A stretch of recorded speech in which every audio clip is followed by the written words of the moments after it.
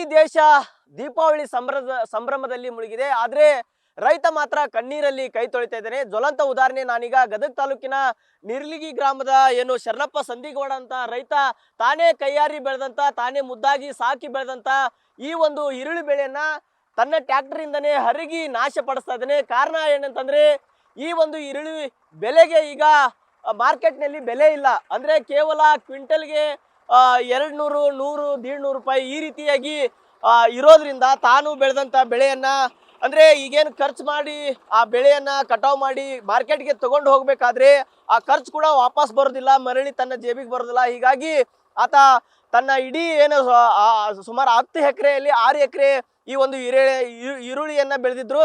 ಆದ್ರೆ ಈಗ ಸಂಪೂರ್ಣವಾಗಿ ಈರುಳ್ಳಿಯನ್ನ ಟ್ರ್ಯಾಕ್ಟರ್ ಮೂಲಕ ಹರಿಗಿ ನಾಶ ಪಡಿಸ್ತಾ ಇದ್ರೆ. ಇಲ್ಲಿ ರೈತರು ಕೂಡ ಇದ್ದಾರೆ.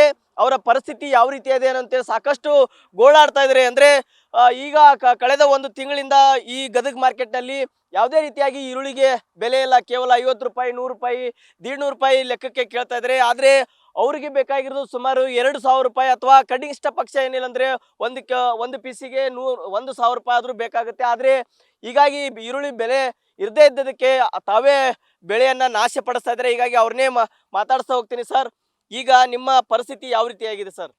ನಮ್ಮ ಪರಿಸ್ಥಿತಿ ಹೇಳಾರ್ದಷ್ಟು ಗಂಭೀರ ಆಗಿದೆ ಸರ್.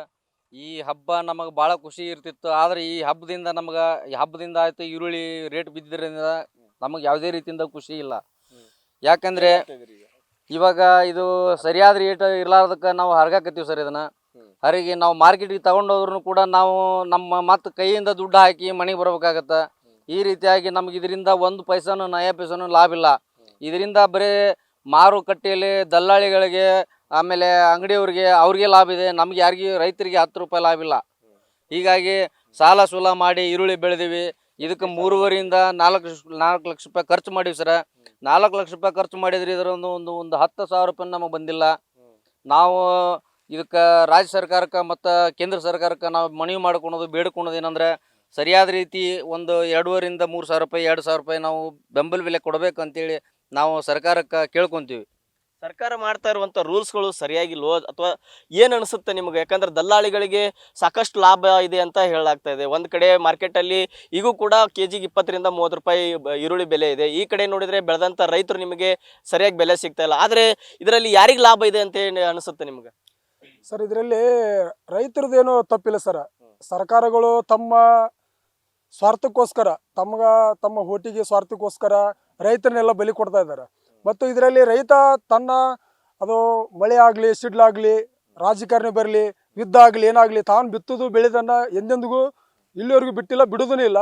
ಅವು ಎಲ್ಲರೂ ಸಾಲ ಆದರೂ ಮಾಡಿ ಬೆಳಿತಾನ.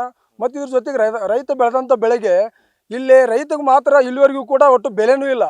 ಯಾಕಂದರೆ ರೈತ ಬೆಳೆದಂಥ ಮಾಲಿಗೆ ಮಧ್ಯವರ್ತಿಗಳಿಗೆ, ವ್ಯಾಪಾರಿಗಳಿಗೆ ಮತ್ತು ದಲ್ಲಾಳಿ ಅಂಗಡಿಗಳಿಗೆ ಲಾಭ ಇದೆ ಬಿಟ್ಟರೆ ವಿನ ರೈತರಿಗೆ ಯಾವುದೇ ರೀತಿಯ ಲಾಭವಿಲ್ಲ.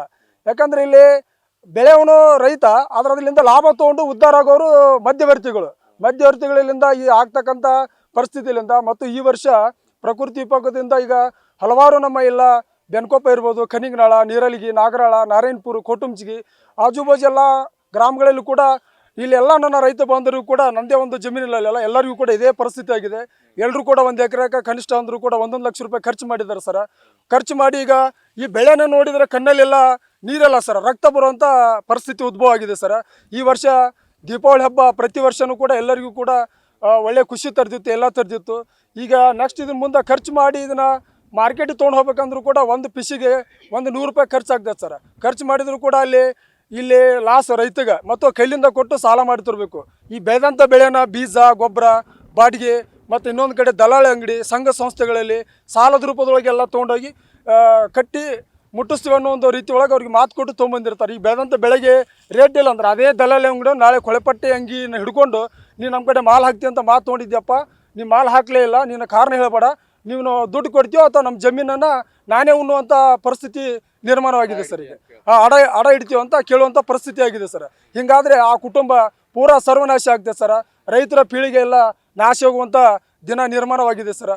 ಈಗ ರೈತರಿಗೆ ಈ ಥರದ ಸಂಕಷ್ಟ ಇರೋದ್ರಿಂದ ಅದರಲ್ಲಿಯೂ ಈ ರೈತಾಪಿ ವರ್ಗದವ್ರಿಗೆ ಮಕ್ಕಳಿಗೆ ಕನ್ಯೆ ಸಿಗ್ತಲ್ಲ ಅಂದ್ರೆ ಈ ಥರ ಸಮಸ್ಯೆ ಆಗೋದ್ರಿಂದ ಒಂದು ಕಡೆ, ಇನ್ನೊಂದು ಕಡೆ ಏನು ರೂಲ್ಸ್ಗಳು ಈ ಥರ ಸರ್ಕಾರ ತರಬೇಕು, ನಿಮ್ಗೆ ಯಾವ ರೀತಿ ಅನುಕೂಲ ಆಗೋ ರೀತಿ ಒಳಗೆ ಸರ್ಕಾರ ಸ್ಪಂದಿಸ್ಬೇಕಂತ ಹೇಳ್ತೀರಿ? ಸರ್ ನಿಜವಾಗ್ಲೂ ರೈತರಿಗೆ ಮಕ್ಕಳಿಗೆ ಯಾರೂ ಕನ್ಯೆ ಕೊಡ್ತಾ ಇಲ್ಲ. ಎಲ್ಲರೂ ಹೆಂಗಾಗಿದೆ ಅಂದರೆ ರೈತರು ಅಂದ ತಕ್ಷಣ ಮೂಗು ಮುರಿತಾರೆ. ಆಮೇಲೆ ನಾಳೆ ಮತ್ತು ಏನು ಕೇಳ್ತಾರೆ, ಅಕಸ್ಮಾತ್ ಅವನು ನೌಕರಿ ಮಾಡ್ತಾ ಇದ್ದ ಅಂದ್ರೂ ಕೂಡ ಅವ್ನಿಗೆ ಹೊಲ ಎಷ್ಟಿದೆ ಅಂತ ಕೇಳ್ತಾರೆ. ಹೊಲನೂ ಬೇಕು, ಸರ್ಕಾರಿ ನೌಕರಿನೂ ಬೇಕು. ನಾವಂತೂ ರೈತರು, ನಮ್ಮ ರೈತರಿಗೆ ಯಾವುದೇ ರೀತಿ ಕನ್ಯೆ ಕೊಡೋದಿಲ್ಲ ಅಂದರೆ ಮುಂದಿನ ದಿನಮಾನಗಳು ಭಾಳ ಕಷ್ಟದಿಂದ ದಿನಮಾನಗಳು ನಾವು ಎದುರಿಸ್ಬೇಕಾಗತ್ತೆ ಸರ್. ಅಂದ್ರೆ ಜಮೀನು ಉಳುಮೆ ಮಾಡೋರೇ ಇರೋಲ್ಲ. ಜಮೀನು ಉಳುಮೆ ಮಾಡೋರು ಸರ್ ಅನ್ನದಾತನಿಗೆ ಒಂದು ಇದಾಗ್ಬಿಡುತ್ತೆ ಸರ್, ತೊಂದರೆ ಆಗ್ಬಿಡುತ್ತೆ. ಅನ್ನದಾತರು ನಾವೆಲ್ಲ ದೇಶಕ್ಕೆಲ್ಲ ಅನ್ನ ಹಾಕೋರು, ಮತ್ತು ಅನ್ನದಾತನಿಗೆ ಈ ರೀತಿ ತೊಂದರೆ ಆತಂದರೆ ಮುಂದಿನ ದಿನಮಾನಗಳು ಭಾಳ ಕಷ್ಟಕರ ದಿನಮಾನಗಳು ಅಂತ ಹೇಳ್ಬೋದು ಸರ್. ಏನು ಮಾಡ್ಬೇಕಂತೀರಿ ಸರ್ಕಾರ? ದಯಮಾಡಿ ಆ ರೀತಿ ರೈತರಿಗೆ ಒಂದು ಕನ್ಯೆ ಕೊಡಿಸುವಂಥ ವ್ಯವಸ್ಥೆನೂ ಕೂಡ ಆಗಬೇಕು. ಯಾಕಂದರೆ ಈಗ ಯುವ ರೈತರು ಇದ್ದಾರೆ, ಭಾಳ ಜನ ನಮ್ಮ ಮನೇಲಿ ಯುವಕರು ರೈತಾಪಿ ವರ್ಗದವ್ರು ಇದ್ದೋದ್ರಿಂದ ಕನ್ಯೆ ಸಿಗ್ತಾ ಇಲ್ಲ.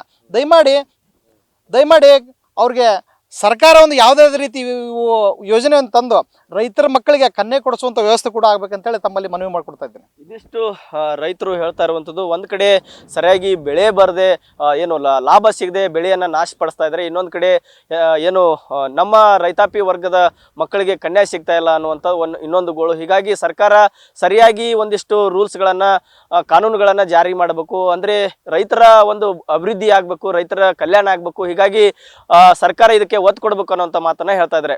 Suresh Kadlimitti, news first, Gadag.